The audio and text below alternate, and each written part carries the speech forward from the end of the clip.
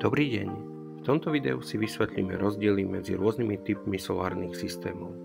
Ako prvý si ukážeme sieťový systém. Výhodou je nižšia cena, pretože neobsahuje batériu a zároveň je menšia náročnosť inštalácie. Jeho súčasťou sú solárne panely, sieťový menič a ďalšie príslušenstvo. Ak na panely svieti slnko, panely vyrábajú elektrínu, ktorá sa cez menič dostáva k spotrebičom. Ak by bola aktuálna spotreba vyššia, zvyšok si sieťový menič primieša z prívodu elektriny.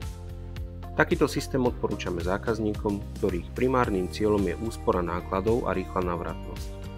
Menšou nevýhodou je, že tento systém nemôžete využiť ako zálohu pre prípad výpadku elektriny. Sieťový menič potrebuje pre svoj chod štandardný prívod elektriny. Ak chcete mať solárny systém, ktorý môžete využiť aj v prípade výpadku elektriny, potom potrebujete hybridný systém.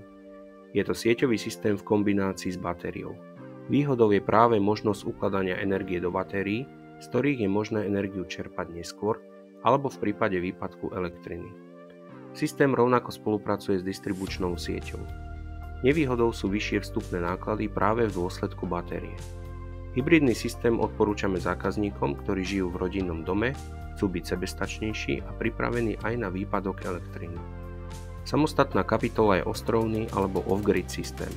Je to systém, ktorý musí obsahovať batériu a ktorý je úplne oddelený od prívodu štandardnej elektrickej energie. Ostrovný systém je vhodný skôr na miesta ako chaty, karavany a kemping. Hlavné komponenty sú solárne panely, regulátor, batérie, menič napätia a ďalšie príslušenstvo.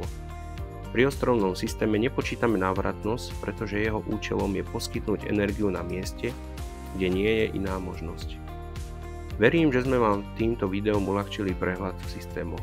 Ak ale máte akékoľvek otázky, neváhajte sa na nás obrátiť a pridať sa tak 40 000 spokojným zákazníkom.